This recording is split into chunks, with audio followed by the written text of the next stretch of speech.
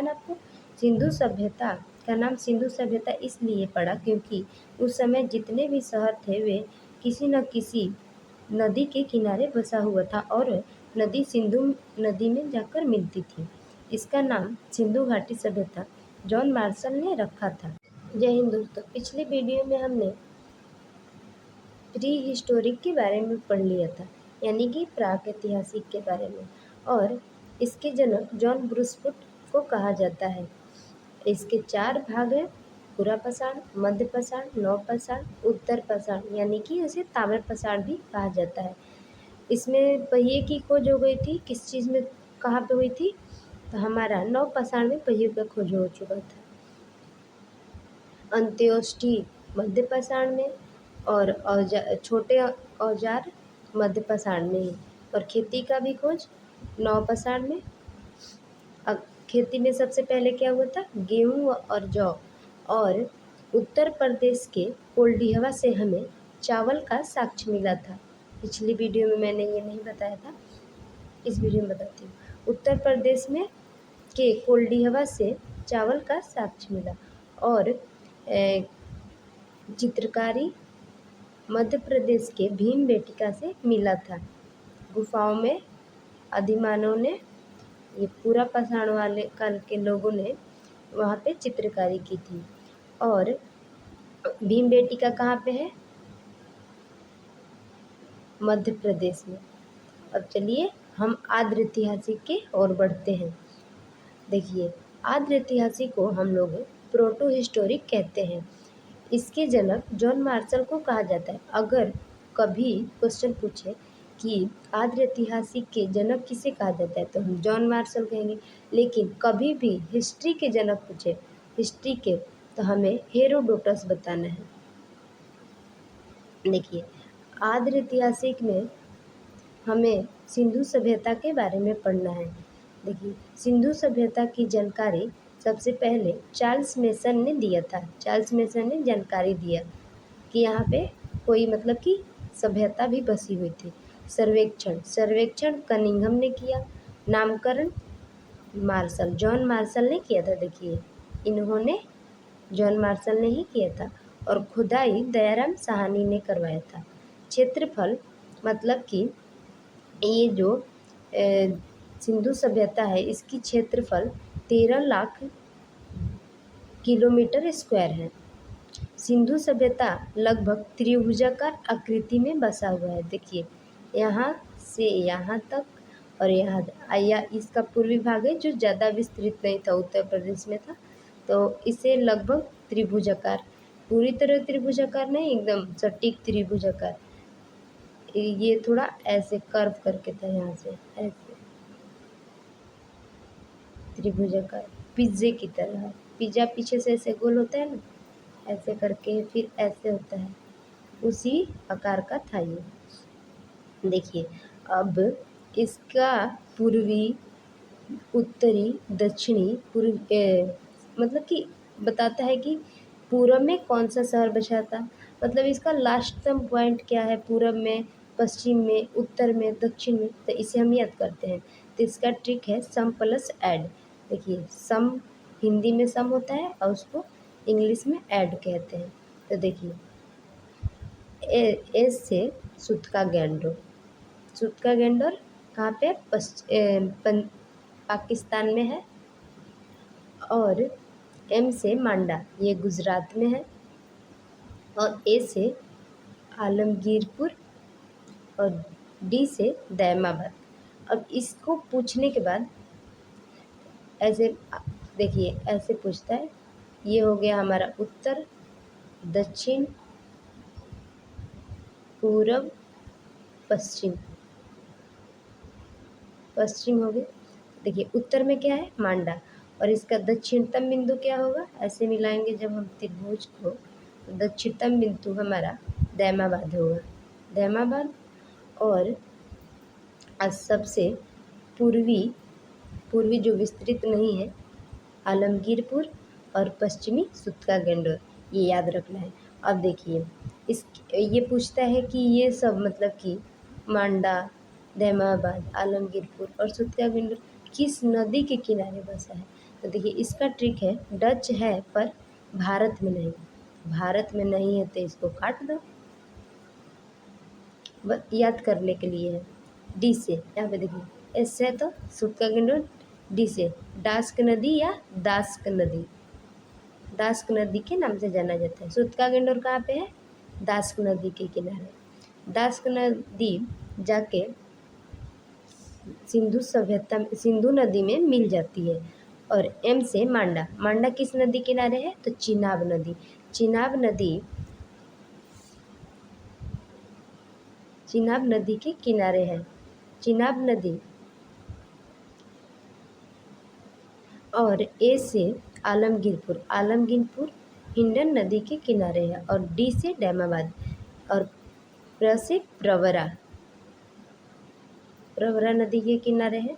अब देखिए, सिंधु सभ्यता में सबसे पहली बार हड़प्पा नामक जगह का खनन हुआ था, मतलब उसकी खुदाई हुई थी। किसने करवाया था? दयाराम साहनी ने। कब हुआ था? 1921 में सबसे पहले हड़प्पा की खुदाई हुई थी। इसलिए सिंधु सभ्यता का दूसरा नाम या दूसरे नाम से जाना जाता है, तो उसे हड़प्पा सभ्यता भी कहा जाता है। याद रखिए, सिंधु सभ्यता का दूसरा नाम हड़प्पा सभ्यता। इसका खुदाई किसने करवाया? दयाराम साहनी ने। और ये कब हुआ था? 1921 में। 1921 में दयाराम साहनी ने। ये किस नदी के किनारे है? रावी चिनाब में जाके मिलती है और चिनाब सीधे जाके सिंधु नदी में। अच्छा, इसका सिंधु सभ्यता का नाम सिंधु सभ्यता क्यों पड़ा? सिंधु सभ्यता के जितने भी शहर थे वो किसी न किसी नदी के किनारे बसे थे, और वो नदी सीधे जाके सिंधु नदी में मिलती थी। यानी कि सिंधु जल तंत्र के अंदर ये सभ्यता बसी हुई थी, इसलिए इसे सिंधु सभ्यता कहा जाता है। अब हड़प्पा सभ्यता में बहुत सारे साक्ष्य मिले हैं, तो चलिए साक्ष्य की ओर बढ़ते हैं। देखिए, कुम्हार का चाक पता है ना? ऐसे चक्का क्या कहते हैं? पहिया की तरह होता है, और उसको हाथ से ऐसे ऐसे घुमाते हैं वो। और फिर उसके बाद अन्नागार, यानी कि उसमें अनाज रखा जाता था। और फिर उसके बाद श्रमिक आवास। देखिए, खेती से रिलेटेड सभी चीज़ मिल रहा है। पहले कुम्हार का चाक, मजदूर काम करेगा, फिर जाके अन्नागार से खाना खाएगा, फिर जाके शाम को आराम करेगा, इसलिए श्रमिक आवास। अब देखिए, सुबह उठेगा, नहा धुलाकर मातृ देवी की पूजा करेगा। मातृ देवी की मूर्ति मिली है, वो लकड़ी की है, छोटी सी मूर्ति है, और उनके पेट से पेड़ निकल रहा है, इसलिए उन्हें मातृ देवी नाम दिया गया। और लकड़ी की ओखली मिली है, ताबूत मिला है, और RH-37 कब्रिस्तान मिला है। RH-37 कब्रिस्तान। देखिए, उस टाइम पता नहीं कैसे ये लोग RH-37 नाम रख दिए कब्रिस्तान का, पता नहीं उनके कैसे हमारी भाषा से मिल गया, लेकिन हम लोग का नहीं रखा हुआ, उस टाइम का ही रखा हुआ है। देखिए आगे फिर उसके बाद हाथी की खोपड़ी का साक्ष्य मिला, यानी कि हाथी का साक्ष्य मिला, जिसके मस्तिष्क होता है इंसान का चाहे जानवरों का, वो जल्दी खराब नहीं होता, बहुत मजबूत होता है मस्तिष्क, इसलिए सारी बॉडी गल गई थी हड्डी का और मस्तिष्क बचा था। और स्वास्तिक का चिन्ह भी हड़प्पा सभ्यता से ही मिला था। अब देखिए आगे चल के, हड़प्पा कहाँ पे है? पाकिस्तान में है, पाकिस्तान में। और आगे चल के चंदहुदड़ो का भी खनन हुआ। चंदहुदड़ो का खुदाई किसने करवाया? गोपाल मजमूदार ने करवाया था, गोपाल मजमूदार। चंदहुदड़ो में औरतों से रिलेटेड काफ़ी सारा सामान मिला, मतलब कि महिलाओं से रिलेटेड बहुत सारा सामान मिला। तो देखिए, मजमूदार और मतलब मजमूदार औरतों से संबंधित है, मजमूदार ऐसे याद करना है। चंदहुदड़ो मजमूदार। देखिए, चंदहुदड़ो में मेकअप का सामान मिला है, लिपस्टिक, छोटा वाला ऐनक, बिंदी, फिर उसके बाद नेल पॉलिश, इस तरह के सुई धागा, सुई धागा, अलंकृत ईंट और घड़ा। अब अलंकृत ईंट क्या होता है? देखिए, ऐसे घड़ा हो गया और उस पे डिज़ाइन बने हुए थे, इस तरह से कुछ कुछ डिज़ाइन बना हुआ था, उस पे बहुत सारा डिजाइन किया हुआ था, इसलिए अलंकृत ईंट। अब देखिए, बिल्ली का पीछा करता हुआ कुत्ता। तो बिल्ली का पीछा करता हुआ कुत्ता कैसे मिल गया, कैसे पता चला? देखिए, उस टाइम के लोग अपने घर की लिपाई किए होंगे और आगे आगे बिल्ली भागी होगी ऐसे, और पीछे पीछे कुत्ता भागा होगा। ऐसा तो नहीं ना कुत्ता के पीछे बिल्ली भागेगी, बिल्ली के पीछे ही ना कुत्ता भागेगा। तो बिल्ली के पीछे तो उनके जो पैर के निशान थे ऐसे थे, बनते चले गए, तो इसका भी साक्ष्य मिला। अब देखिए, सिंधु सभ्यता में जितने भी शहर मिले हैं उनके मतलब कि शहर को ऐसे दुर्ग यानी कि मतलब कि ऐसे पूरा बाउंड्री दीवार बना के घेरा हुआ था कि बाहर से कोई ना आए। लेकिन चंदहुदड़ो ऐसा नहीं था, वो उसमें दुर्ग नहीं था। और देखिए, चंदहुदड़ो में दुर्ग नहीं था, इसमें मेकअप का सामान मिला, महिलाओं से संबंधित बहुत सारे। और ये चंदहुदड़ो कहाँ है? पाकिस्तान में। चलिए, अब मैं आप लोगों को ये देखिए, ये मैं शॉर्ट तरीके से आप लोगों को बताई हूँ, और अब मैं आप लोगों को अपना पूरा बड़ा वाला नोट्स दिखाती हूँ और उसमें समझाती हूँ कि कैसे उस आप लोग ऐसे ही छोटा सा नोट्स बना के रिवीजन कर सकते हैं। और आपको जब नोट्स पूरा अच्छी तरह से लिखना होगा तो वो आप लोग लिख सकते हैं। मतलब कि ये आप लोगों को रिवीजन के लिए है, बड़ा बड़ा नोट्स रिवीजन के लिए नहीं रखे, छोटा नोट्स रखे, जल्दी याद होगा। चलिए, तो हम लोग अब मैं आप लोगों को आद्र ऐतिहासिक का नोट्स दिखाती हूँ। देखिए, इसमें सिंधु काल की सभी बातें को मैंने लिखा है कि कैसे क्या हुआ। देखिए, सिंधु सभ्यता को देखा गया। आद्र ऐतिहासिक काल में सिंधु सभ्यता में लिखा गया था लेकिन पढ़ा नहीं गया था। आद्र ऐतिहासिक काल में ऐसा ही ना हुआ था। और सिंधु सभ्यता की लिखावट को भाषा नहीं मानी गई, लेकिन सिंधु सभ्यता की लिपि भाव चित्रात्मक थी। अब भाव चित्रात्मक क्या होता है? देखिए, अभी भी भाव चित्रात्मक लिपि का अभी भी प्रयोग होता है आज के इतिहास से, मतलब आज के काल में भी होता है। देखिए कैसे होता है। ए फॉर एप्पल, बच्चों को कैसे पढ़ाया जाता है? वो लोग एप्पल को देखते हैं, सेब को देखते हैं और उसको याद करते हैं, अक्षर को याद करते हैं। तो इसी तरह से था, कुछ कुछ चित्र बना हुआ था और उसको मतलब कि देख के समझा जाता, मतलब उसका भाव से पता चलता था कि क्या है, लेकिन वहाँ उसकी लिपि को पढ़ा नहीं गया, जो आज ऐतिहासिक काल में भी प्रयोग होता है। मैंने बताया ना आपको, सिंधु सभ्यता का नाम सिंधु सभ्यता इसलिए पड़ा क्योंकि उस समय जितने भी शहर थे वे किसी न किसी नदी के किनारे बसा हुआ था और नदी सिंधु नदी में जाकर मिलती थी। इसका नाम सिंधु घाटी सभ्यता जॉन मार्शल ने रखा था। सिंधु सभ्यता की खोज 1921 में हुई। पता चला कि सिंधु सभ्यता में 350 गांव थे, जिसमें गुजरात में 200 गांव मिले। गुजरात में 200।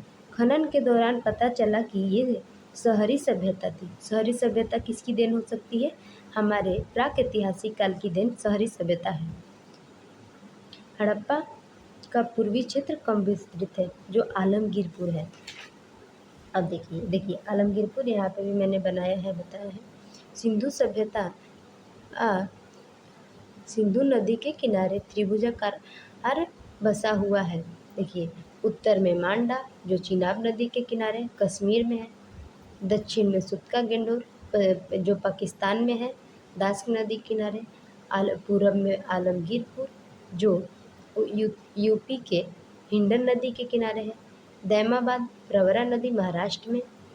यहाँ पे मैंने अब मतलब पूरी लिखा भी है। सिंधु सभ्यता का पश्चिमी भाग पाकिस्तान के सुत्का गेंडोर तक दस्क नदी के किनारे फैला हुआ है। पूर्वी भाग आलमगीरपुर हिंडन नदी के किनारे बसा हुआ है। सिंधु सभ्यता का ये भाग कम विस्तृत है। उत्तरी भाग भारत के मांडा कश्मीर में चिनाब नदी तक है। दक्षिणी भाग भारत के दैमाबाद प्रवरा नदी के किनारे गोदावरी नदी की सहायक गोदावरी नदी की सहायक है। और यहाँ पे भी मैंने पूरा लिखा है। उस टाइम जब मैं पढ़ती थी उस टाइम का ये नोट्स है और मैं कैसे कैसे भी बनाई हूँ। और राइटिंग भी ज़्यादा अच्छी नहीं है, काफ़ी सालों में पढ़ेंगे। सिंधु सभ्यता की जानकारी चार्ल्स मेसन ने दिया। जानकारी मैंने आपको बताया है कि जानकारी किसने दिया, चार्ल्स मेसन ने। तथा उसका खनन भारतीय पुरातात्विक कनिंघम ने करवाया और इसका खनन दयाराम साहनी ने इसका खनन करवाया। सिंधु सभ्यता त्रिभुजाकार अवस्था में 13 लाख वर्ग किलोमीटर स्क्वायर तक फैला हुआ है। इसका पहला शहर एकदम अच्छी तरह से मैंने लिखा है। उसी तरह मैं नोट्स बनाती थी क्लास करते हुए, छोटा नोट्स, और फिर उसको मैंने दिमाग में याद करके और फिर मैं अपना ये नोट्स बनाती थी। ये नहीं कि मैं क्लास करते हुए भी ये नोट्स बनाती थी, ऐसा नहीं है। मैं छोटा नोट्स बनाने के बाद उसको आगे रख लेती थी और फिर ये नोट्स अपने जो भी सर बताते थे उसको मैं लिखती थी। तब मुझे अभी तक याद है ये सब। हड़प्पा पाकिस्तान के माउंट गोगरी जिले के रावी नदी के किनारे बसा हुआ है, जो कहाँ है, पाकिस्तान में है। माउंट गोगरी जिले के रावी नदी के किनारे बसा हुआ है। मेरा तबीयत थोड़ा ख़राब है, सर्दी जुकाम हो रखी है, इसलिए आप लोग ज़्यादा ध्यान मत दीजिएगा आवाज़ पे, आवाज़ ख़राब हो चुकी है। सिंधु सभ्यता का पहला शहर था जिसकी खुदाई सबसे पहली बार हुआ था, इसलिए सिंधु सभ्यता को हड़प्पा सभ्यता के नाम से भी जाना जाता है। इसकी खुदाई दयाराम साहनी ने कनिंघम द्वारा 1921 में करवाई। यहाँ पर श्रमिक का साक्ष्य मिला है जो निम्नलिखित है। कुम्हार का चाक, श्रमिक आवास, अन्नागार, मातृ देवी की मूर्ति, लकड़ी की ओखली, ताबूत, कब्रिस्तान जिसका नाम RH-37 था, हाथी की खोपड़ी और एक श्रृंगीय जानवर जो पता नहीं कैसा दिखता था, ऐसे गेंडे की तरह था और उसका एक सींग होता था। उसका काफ़ी महत्व हड़प्पा सभ्यता में देखने को मिला है। सिंधु सभ्यता में एक श्रृंगीय वाला जानवर बहुत महत्वपूर्ण था। ऐसा इसलिए कहा जाता है क्योंकि वहाँ के सिक्कों पर इसका मोहर देखा गया था, लेकिन गाय का नहीं देखा गया था। आज के टाइम पे गाय का काफ़ी चंदहुदड़ो बताया था, तो चंदहुदड़ो देखो। चंदहुदड़ो पाकिस्तान के नवाब साहब जिले में सिंधु नदी के किनारे स्थित है। इसकी खुदाई गोपाल मजमूदार ने करवाई थी। कहाँ पे है, पाकिस्तान के नवाब साहब जिले में सिंधु नदी के किनारे। चंदहुदड़ो सिंधु नदी के किनारे और हड़प्पा रावी नदी के किनारे। सिंधु नदी के किनारे स्थित है, लेकिन रावी नदी कहाँ पे जाके मिलती है, तो सिंधु नदी में ही आके सभी नदियाँ मिल रही थी। इसकी खुदाई किसने करवाई, गोपाल मजमूदार ने करवाई। चंदहुदड़ो का साक्ष्य से पता चलता है कि यहाँ पर महिलाओं की संख्या अधिक है। यहाँ से निम्नलिखित साक्ष्य इस प्रकार है। मेकअप की सामग्री, सुई धागा, अलंकृत ईंट, गुड़िया, कुत्ते, बिल्ली और कुत्ते के पैरों के निशान, दुर्ग रहित। ये दुर्ग इसमें नहीं था, ये एक औद्योगिक शहर था। अलंकृत मनका यानी कि घड़ा, और टेढ़े मेढ़े सड़क, सीधी सड़क नहीं थी। तो आज का वीडियो यहीं तक रखेंगे हैं और अगली वीडियो हम लोग आगे देखेंगे कि आगे कौन सा खोज मतलब किस शहर की खनन हुआ और किसने करवाया। अगर आप लोगों को वीडियो अच्छा लगा हो तो कमेंट में जय हिंद ज़रूर लिखें। अगर आप लास्ट तक वीडियो देखे होंगे तब लिखेंगे ना, कोई लास्ट तक देखता ही नहीं है। जय हिंद।